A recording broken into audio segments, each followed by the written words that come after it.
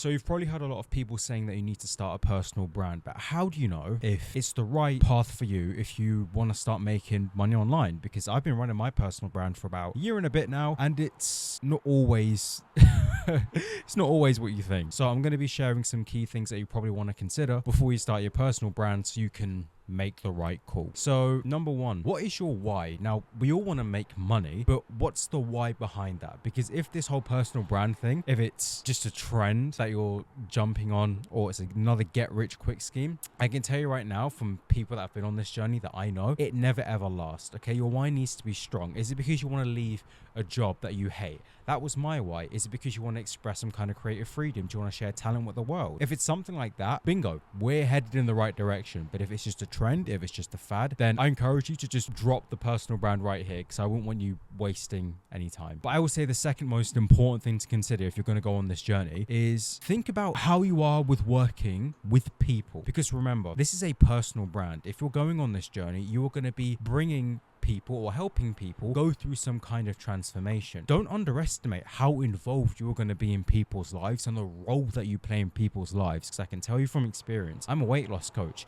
You get very, very involved in people's lives. So if you're the kind of person where you just want to kind of sit on the laptop, sit on the computer and just call it a day, you might want to rethink the whole idea of a personal brand completely, because it is so much more than just hopping on a computer for a couple of hours and logging off and signing off at the end of the day. It is not a typical business. It is far from typical. So if that is something that you're struggling with, then try it with a few people, see how you get on. But if that is a complete non-negotiable for you, if you are in your 20s and that's something that you don't want to deal with, highly advise that maybe you look somewhere else, because a personal brand, they ain't going to be it if you're not good with working with people, because you work with them all day, every day.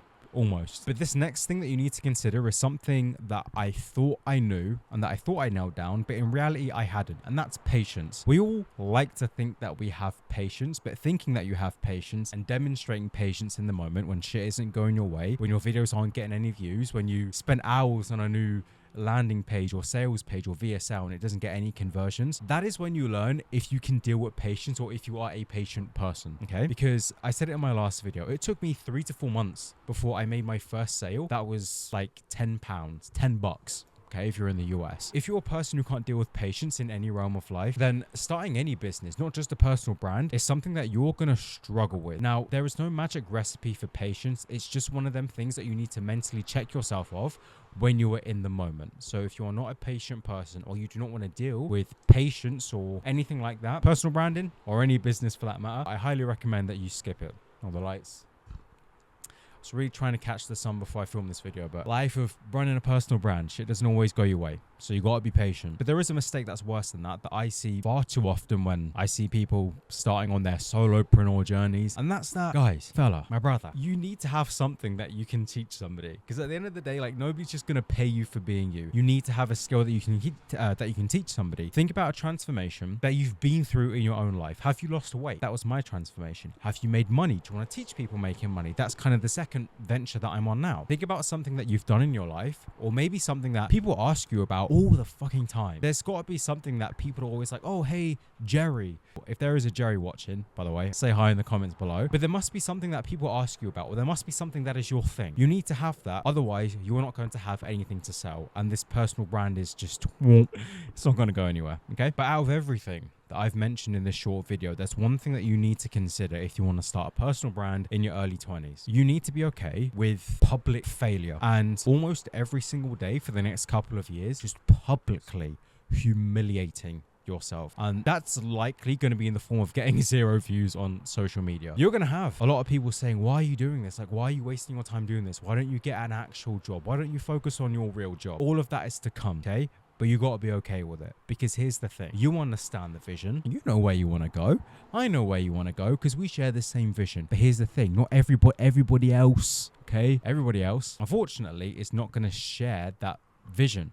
And people are going to look at you and think, like, what the fuck are you doing? Like, please stop this. It is embarrassing. But that is what separates us from them, is that we keep going when we fail.